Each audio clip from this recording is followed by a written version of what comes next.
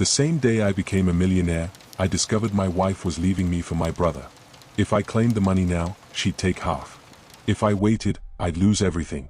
This is the story of Daniel Foster. The hum of the freezer was the loudest thing in the store that morning. Daniel Foster had been hearing that same low, rattling vibration for 20 years, long enough that it felt like part of his pulse. The store smelled of burnt coffee and pine cleaner, and the fluorescent lights buzzed just enough to remind him how cheap the wiring was. He clocked in at 6 a.m. sharp, like always. Folded the register tape, like always. Nodded at the delivery driver with a grunt that passed for good morning. Routine. Safety. Stagnation. He was halfway through his second cup of coffee when he tore open the folded newspaper and looked for the numbers. Not because he expected anything different. He'd played the same numbers every week since 2005. 08, 14, 21, 23, 33, 07. His wedding date. August 14, 2005. The ink on the paper bled a little under his thumb, and for some reason, he read the numbers twice. Then again. His breath caught. He blinked. Looked again. The numbers matched. Perfectly. For a moment, he felt nothing. Just a strange hollowness in his chest, as if the air had been sucked out of the store. Then came the rush, his heart hammering against his ribs, his vision blurring, the sudden heat behind his eyes. No, he whispered. No way. He dug the ticket out from his wallet, his fingers trembling so badly the thin paper nearly tore. He held it up beside the paper. Every number, every one, was exact. $847 million. He glanced at the camera above the counter, paranoid now, wondering if anyone could read his face. His throat went dry. He slipped the ticket back into his wallet, then into the metal cash drawer under the counter, tucking it between two folded napkins. The freezer hummed louder. He leaned against the counter, forcing his breathing to slow. A customer entered, a man he knew only as Truck Hat, who bought the same brand of beef jerky every morning. Daniel rang him up automatically, his smile brittle. The man said something about the heat. Daniel nodded, though he heard nothing. His ears rang. When the door jingled shut again, Daniel pressed his palms to the counter and exhaled. He wanted to scream, laugh, cry, run. Instead, he went to the small back office and locked the door. He stared at himself in the dusty mirror, 53 years old, hair graying at the temples, dark circles carved under his eyes. He thought of Rebecca, the way her face used to light up when he came home early, before that light dimmed to something polite, distant. They used to talk about winning. Used to joke that she'd buy a little art studio, and he'd finally retire. When we hit it big, Danny, she'd say, curling against him in their old couch, we'll never see another 3 a.m. alarm again. That was years ago. Now she barely looked up from her phone when he came home. He pulled the wallet out again, stared at the ticket, feeling its fragility. That thin piece of paper was heavier than anything he'd ever held. His phone buzzed. Rebecca, missed call. He froze. She rarely called during his shift. A flicker of guilt mixed with something hopeful. Maybe she felt it too, some cosmic connection, like the universe had finally handed them the miracle they'd been owed. He pocketed his phone and started imagining it all. The house paid off, the road trips they never took, the way he'd surprise her with champagne and say, "See, honey? We made it."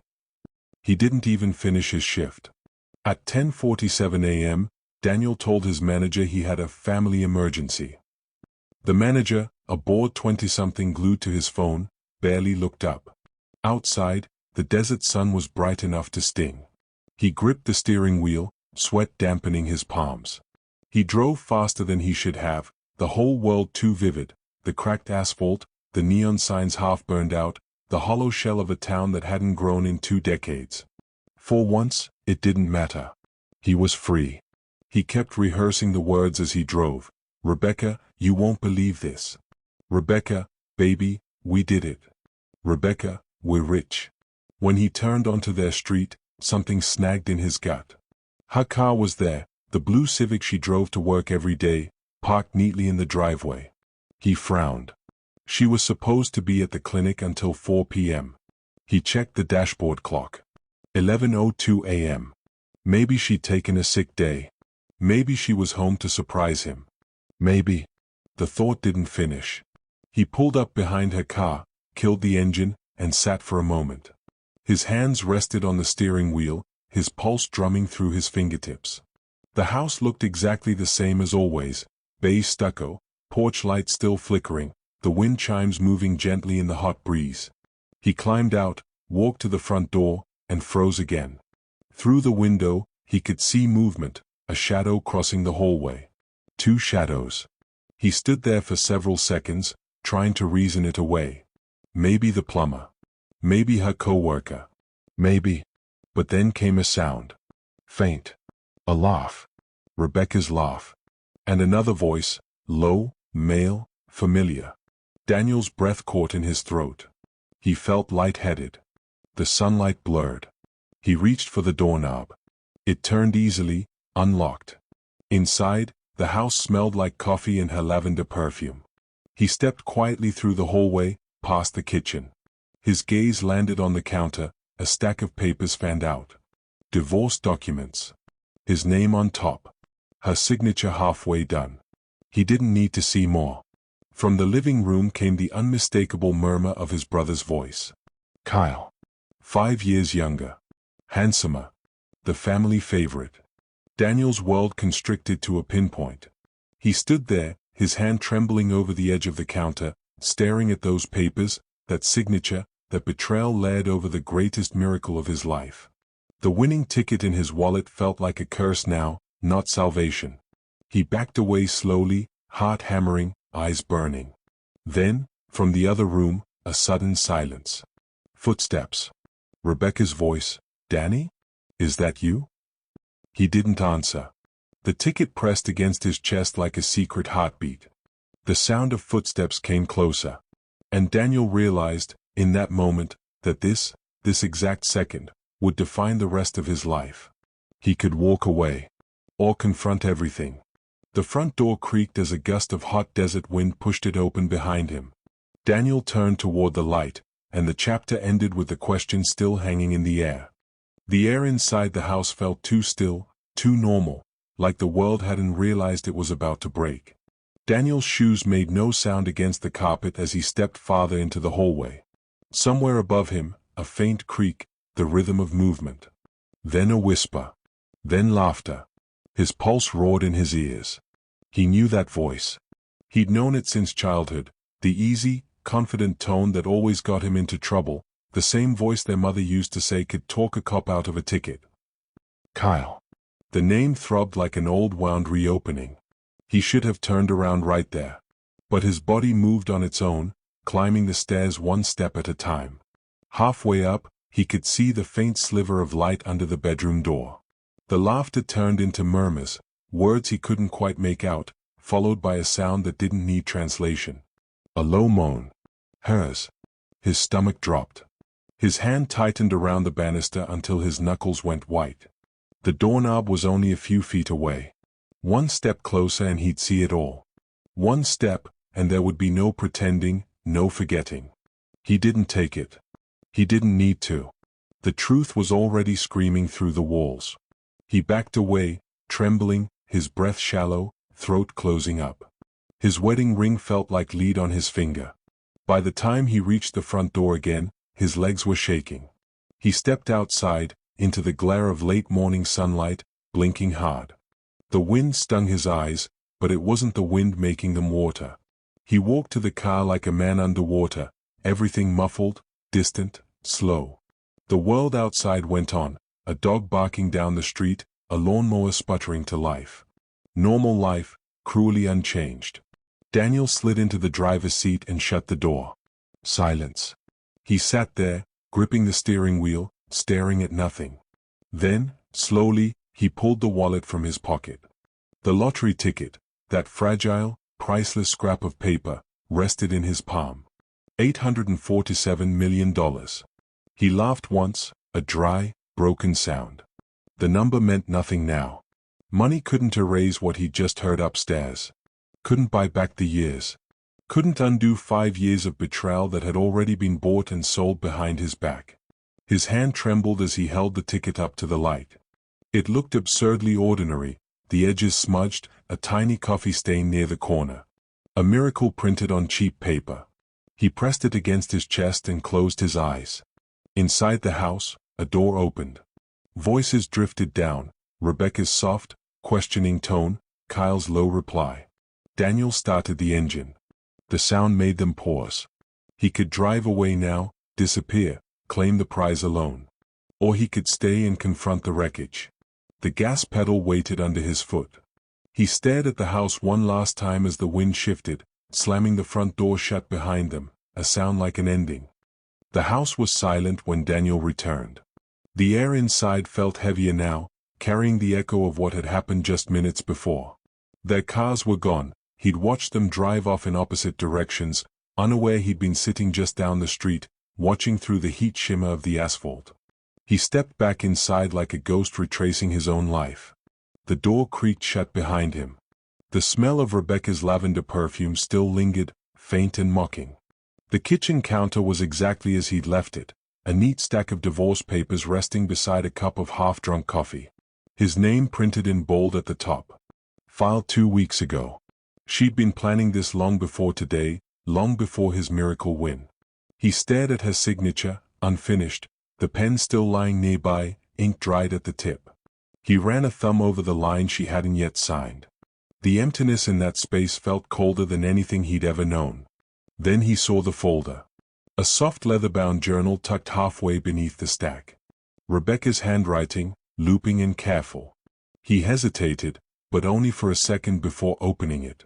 The words hit him like a physical blow. Kyle says he'll tell him soon. Can't keep living this lie. After the papers are finalized, we'll move, maybe Oregon. His knees weakened. He braced against the counter, reading on. Page after page of confession disguised as longing. Her doubts. Her guilt. Their plans.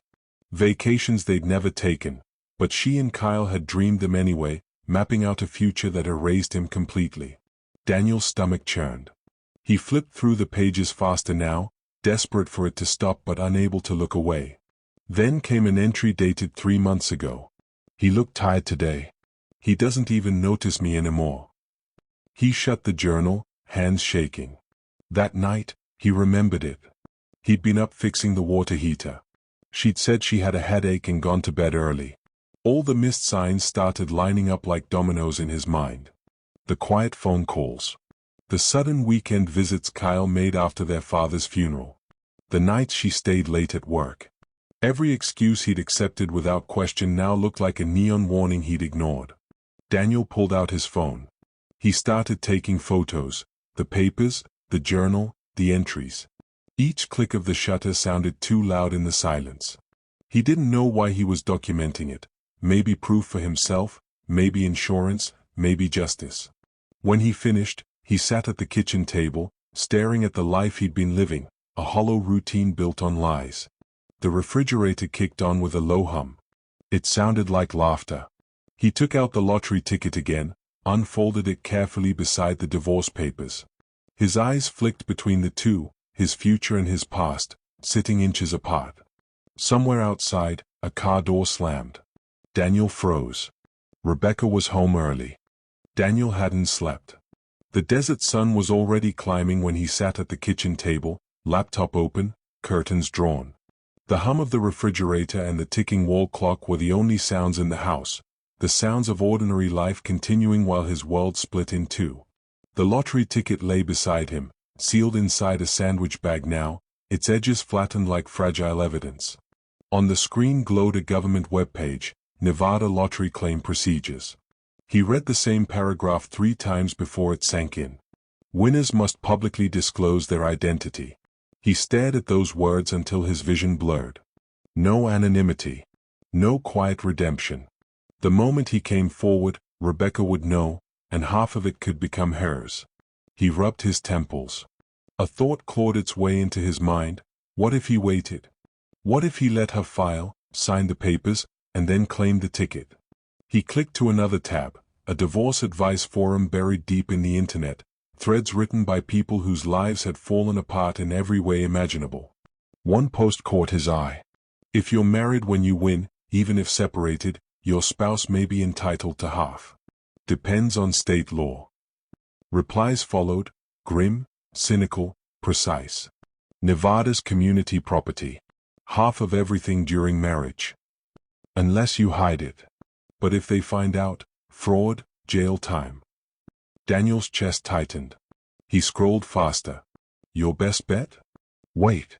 Get divorced first. But be careful, tickets expire. He checked again, 180 days to claim. Half a year. But every day was a risk, losing the ticket, being found out, or, worse, giving himself away. He looked around the kitchen. Her mug was still in the sink. A sweater draped over a chair. The normalcy of it all made his skin crawl. Rebecca had texted him an hour ago. You okay? Haven't heard from you. Thought you were covering extra shifts. He typed and deleted 3 responses before settling on a lie. Yeah, working late runs this week. Might stay out of town for a bit. It bought him 72 hours. 3 days before she started asking real questions. He closed the laptop, leaned back, and stared at the ceiling. His mind played every version of the next move. Claim it now, lose half, maybe more. Wait, risk losing everything if she found the ticket. Disappear, walk away with the secret and the silence. The weight of the decision pressed down like the desert heat. He took the ticket from its bag and held it up again, the numbers gleaming faintly in the light slipping through the blinds. It was more than money now. It was power and punishment. He tucked it into the lining of his jacket, zipped it closed, and stood up. The clock on the wall ticked over to 9 a.m. The countdown had begun. And in 72 hours, one wrong move could cost him everything. The motel smelled like bleach and stale air. Daniel sat on the edge of the bed, the TV flickering silent blue light across the walls. The curtains were drawn tight, his suitcase still half-packed. The lottery ticket rested inside the lining of his jacket, hanging on the back of a chair like a loaded weapon. He checked in under a fake name, Daniel Frost, paid cash, and told the front desk not to disturb him. He hadn't spoken to anyone in 2 days. The isolation was almost comforting. Until someone knocked. 3 short raps. Confident. Familiar. Daniel froze. His heart kicked hard against his ribs. No one knew he was here. Danny, open up. The voice sliced through the door like a knife. Kyle. Daniel's stomach turned. He considered staying silent, pretending the room was empty, but then came the second knock, louder this time.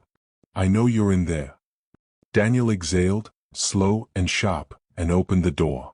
Kyle stood there, sweat on his brow, his usual easy grin replaced with something brittle. You weren't answering calls. Rebecca's worried sick, he said. Mind if I come in? Daniel stepped aside, silent. Kyle entered, glancing around the dingy room. This place suits you, he muttered, trying for a joke that didn't land. What do you want? Daniel asked, voice flat. Kyle shoved his hands in his pockets. I came to talk. I can't keep this secret anymore. I'm telling her everything. Today. Daniel stared at him. Everything? Kyle nodded. Yeah.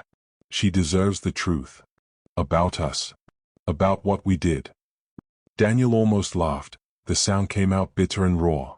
You mean what you did, he said quietly. Kyle's jaw tensed. It wasn't that simple.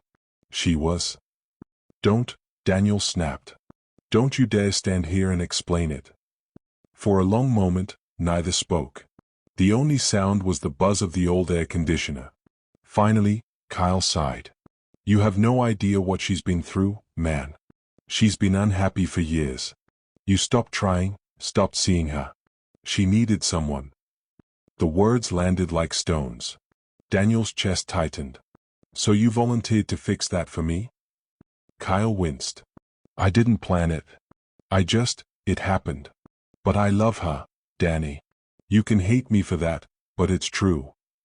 Daniel's eyes darkened. Love. The word burned worse than betrayal. But beneath the rage was something colder, realization. Kyle didn't know about the ticket. Didn't know about the divorce papers. Daniel stepped closer, voice lowering.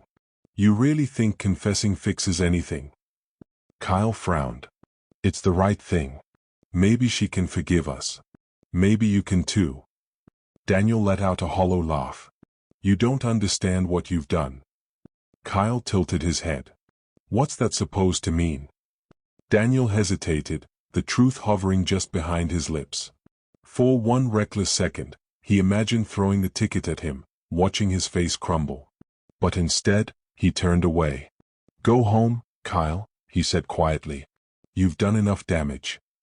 Kyle lingered by the door, guilt twisting his features. You don't have to disappear like this, Danny. It's not too late to make things right. Daniel didn't answer. He waited until Kyle left, the sound of his car fading down the highway. Then he reached for his jacket, the one with the ticket hidden inside, and zipped it up.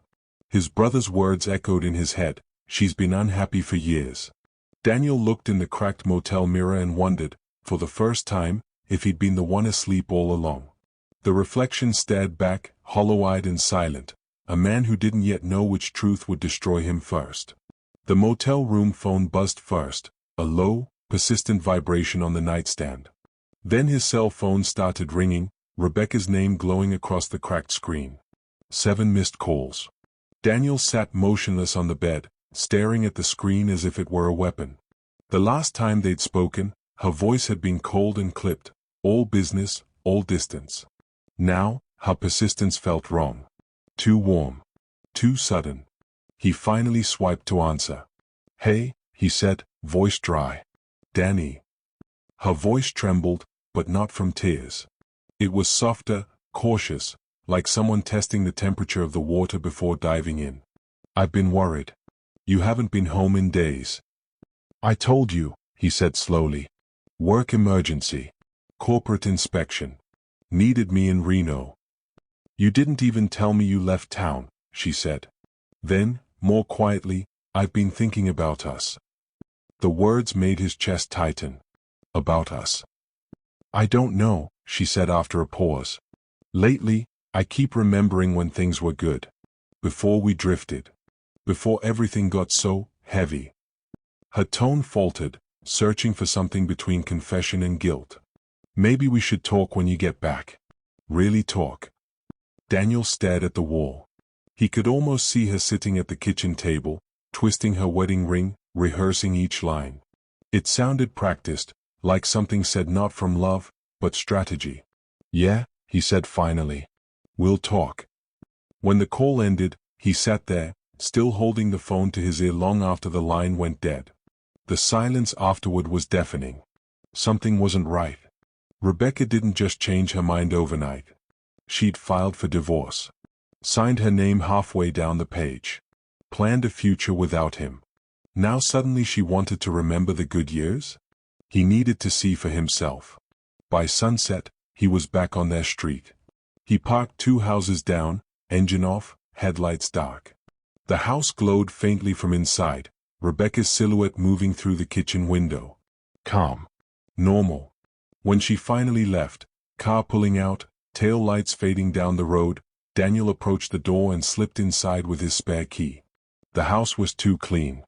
The divorce papers, the journal, the folder, all gone. Not a trace left on the counter where he'd found them. Even the pen was missing. He opened drawers, cabinets, the trash bin, nothing. It was as if she'd scrubbed the evidence of betrayal out of existence. A sharp chill crawled up his spine. Did she know he'd been here before? Did she come back and see something out of place? Or worse, did she somehow know about the ticket? He walked through the darkened living room, eyes scanning the space. His wedding photo still hung above the mantel, a younger version of them smiling on the beach, holding hands. For a moment, he thought he saw something behind the frame, a folded corner of paper sticking out. He reached up, heart pounding, and pulled the frame from the wall. There was a note taped behind it. Rebecca's handwriting. Just 4 words. We need to talk. The law office sat wedged between a pawn shop and a shuttered diner, its flickering neon sign reading Gregory T. Shaw, attorney at law, family and estate. Inside, the air smelled of old carpet and burnt coffee. A ticking clock on the wall seemed to measure out the seconds of Daniel's anxiety. He'd come early, paid cash, and given a fake last name. The secretary hadn't asked questions. When Shaw finally entered, a tired man in his 60s with a silver mustache and the cautious eyes of someone who'd seen too much human wreckage, Daniel felt his stomach twist. "Mr. Frost, right?" Shaw said, taking a seat. "You said it's about marital assets."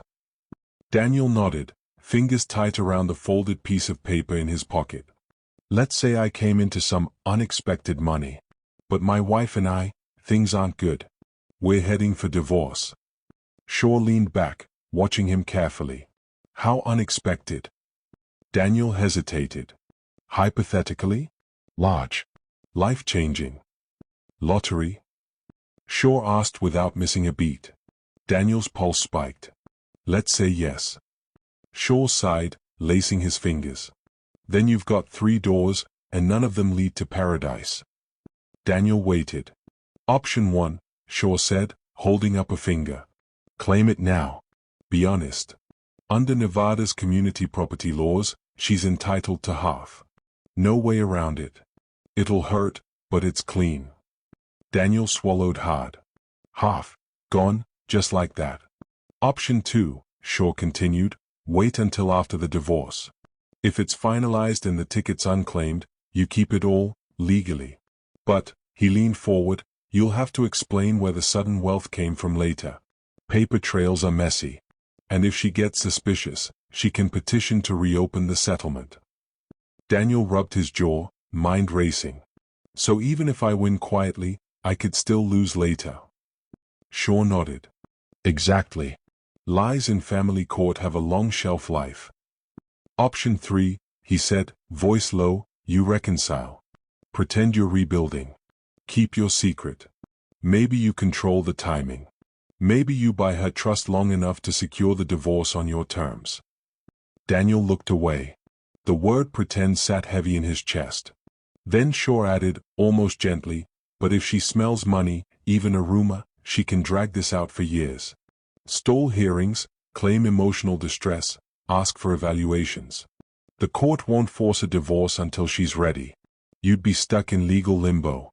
And if she figures out what you're hiding..." He didn't finish. He didn't need to. Daniel's heart pounded. Every option was a trap. Every choice led to loss. He stood slowly, sliding a few bills across the desk. "Thank you, Mr. Shaw." The lawyer nodded, pocketing the cash. "For what it's worth," he said, "most men in your position think they can outsmart love and law. They never do." Outside, the heat hit him like a wall. He climbed into his car, gripping the steering wheel until his knuckles ached. In the rearview mirror, his own reflection looked like a stranger, a man holding a miracle that might destroy him. He checked his phone. One new text from Rebecca. "Dinner tonight. Don't be late." Daniel's stomach sank. The trap had already started to close. The thought came to Daniel late that night, heavy and dangerous. Maybe the money could fix everything. He sat alone in his car outside their house, headlights off, the desert wind whispering against the windows. Through the sheer curtains, he could see the faint glow of the kitchen light. Rebecca moved through the room in that slow, graceful way she always had, brushing a strand of hair from her face, pouring herself a glass of wine. For a fleeting moment, she looked like the woman he used to love, the one who painted their first apartment yellow because she said color made sadness retreat. He imagined walking in, telling her everything. "We can start over, Rebecca. I can give you the life I promised." But then her phone lit up on the counter. She checked the screen, smiled faintly, and grabbed her keys. Daniel's stomach turned. He already knew who it was. Minutes later, her car rolled out of the driveway, taillights glowing like twin warnings. Daniel followed at a distance, his heart thudding with every turn. The night stretched long and silent, the highway bleeding into the outskirts of town. She pulled into a roadside diner, the kind open 24 hours for truckers and broken people. Inside, through the window, he saw her slide into a booth across from Kyle. They didn't touch at first. They just looked at each other, that familiar, wordless connection that used to belong to him. Then Kyle reached across the table and took her hand.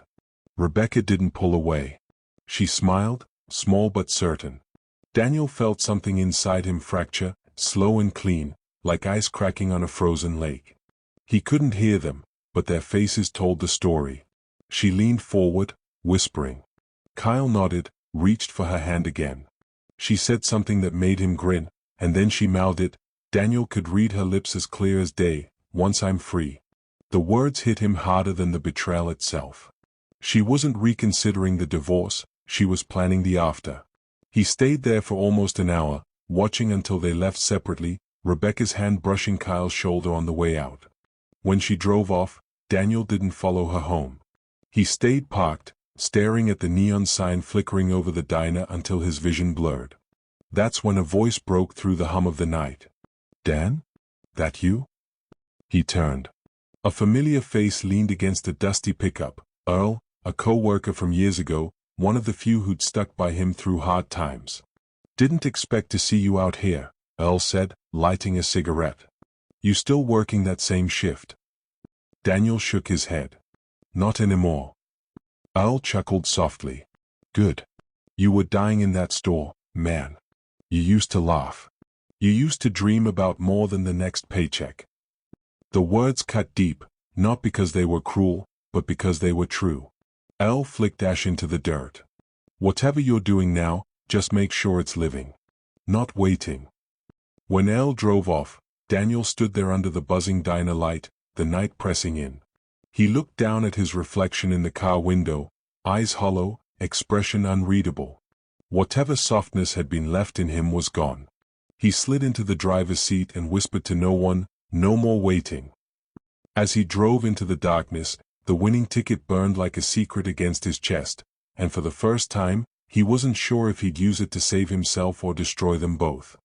The morning light bled through thin clouds, painting the sky over Nevada in muted gold. Daniel stood in the kitchen, the same spot where he'd once read the winning numbers, where everything had begun to unravel. 3 days had passed. 72 hours of lies, anger, and silence. And now, the clock had run out. Rebecca stood across from him, arms folded, her wedding ring absent. The air between them felt sharp enough to cut. So, she said quietly, you're finally home. He nodded once. Had to think. Think about what? You disappearing for days? Her voice trembled, but not with fear, with control. You could have at least told me. I thought. She stopped herself, swallowing hard. Kyle said he tried to find you. The name hit him like a slap, but Daniel didn't flinch. He moved closer, his voice steady, too calm. You don't have to lie anymore, Rebecca. I know. Her expression flickered, confusion, then dread. Know what? I was here, he said. I saw you. At the diner. I found the papers. The journal. Her lips parted, then closed again. The mask slipped. He continued, voice colder now. 5 years. My own brother.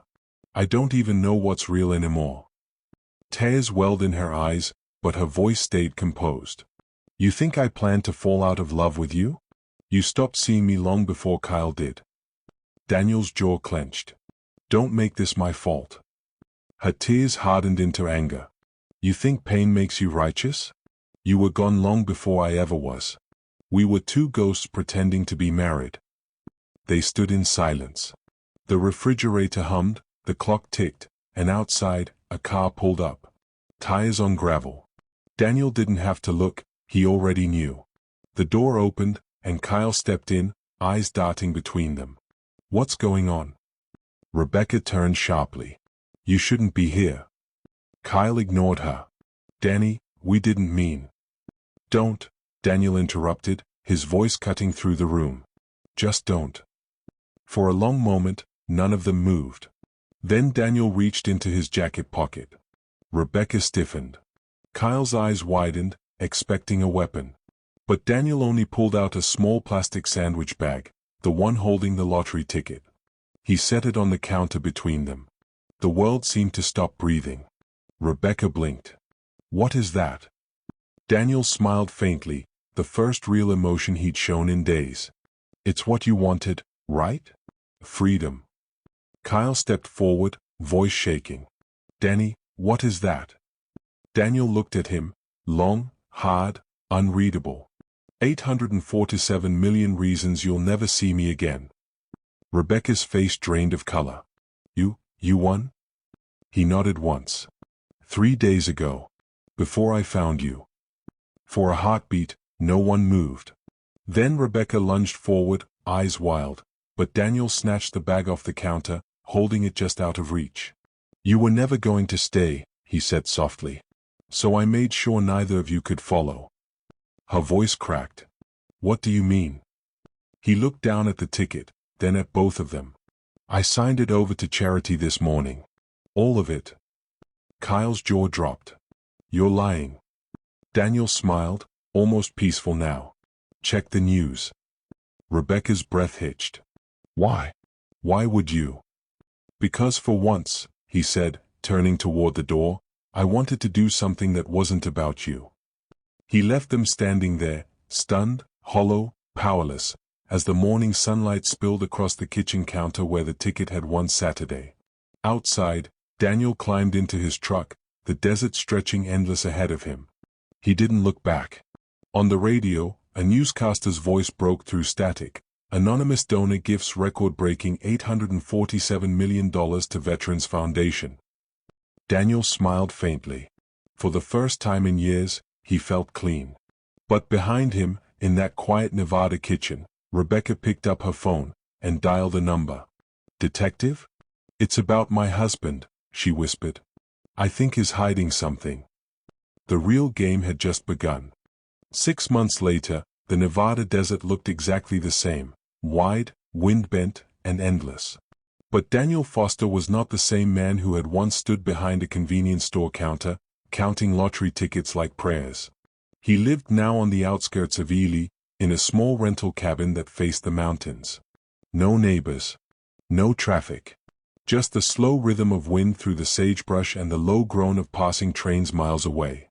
Every morning, he brewed coffee on a rusted stove and stepped outside to watch the sunrise. The sky burned gold, then blue, and the cold air carried that strange, quiet peace he'd never known in 20 years of routine. The world had moved on without him. He'd read about it in the paper, weeks after leaving. The Veterans Foundation had confirmed the anonymous donation, $847 million, processed and dispersed within a month.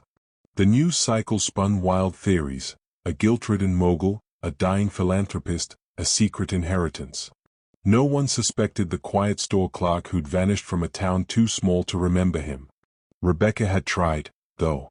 He saw her face once on a local broadcast, her tearful plea for closure, claiming her husband had abandoned her without explanation. She never mentioned the affair. Never mentioned Kyle. The performance was flawless. But Daniel knew better. He'd learned later, through a lawyer's discreet inquiry, that Kyle had left town 2 weeks after Daniel's disappearance. Rumor said he'd gone to Oregon, chasing a job that never existed. The two had stopped speaking entirely, the silence between them wider than blood could bridge. At first, Daniel thought he would feel satisfaction. That cutting them both out, giving it all away, would feel righteous, purifying. But it hadn't.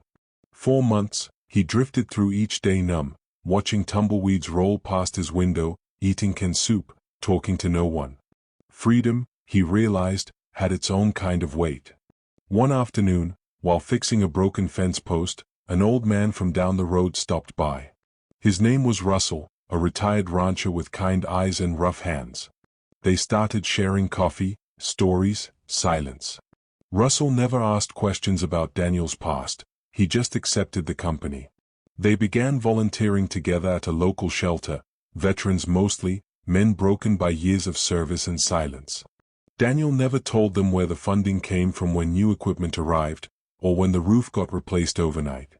He just helped hammer nails, load supplies, and sit quietly beside strangers who'd lost their homes and names but still managed to laugh. Each night, when the sky deepened into violet, he'd sit outside and think of Rebecca. Not with anger anymore, just distance. He wondered if she'd ever found happiness with Kyle, or if the two of them now looked at each other and saw nothing but the echo of a choice that had cost them everything. Sometimes he caught himself imagining her walking into the store, the way she used to, her hair tied back, her eyes still hopeful. He wondered what might have happened if he'd loved her harder, listened better, fought sooner. But regret, he'd learned, was another kind of prison. One evening, as the sun dipped low, Russell handed him a small envelope. "For you," he said. Inside was a local newspaper clipping. A front-page story about the Veterans Foundation breaking ground on a new housing center, the Foster Wing, named after an anonymous benefactor. Daniel stared at it for a long time.